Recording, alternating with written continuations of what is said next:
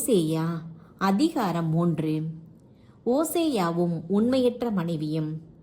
ஆண்டவர் என்னிடம் கூறியவை இதுவே: இஸ்ரேல் மக்கள் வேற்று தெய்வங்கள் மேல் பற்று கொண்டு உயர்ந்த திராட்சை அடைகளை விரும்புகின்றனர். எனினும் அவர்கள் மேல் ஆண்டவர் அன்பு வைத்துள்ளார். இதற்கு அடையாளமாக நீ மறுபடியும் போய் வேறொருவனால் காதலிக்கப்பட்டவளும் விபச்சாரியுமான ஒரு பெண்ணின் மேல் காதல் கொள். அவ்வாறே நான் அவளை 15 வெள்ளிக்காசுகளையும் 1.5 களம் அளவுள்ள வார்கோதுமையையும் கொடுத்து எனக்கென வாங்கிக் கொண்டேன். பின்பு நான் அவளை நோக்கி, நீ வேசி தொழில் புரியாமலும் வேறொருவனுக்கு உடைமையாகாமலும் நெடுநாள் எனக்கே உரியவளாய் வாழ வேண்டும்.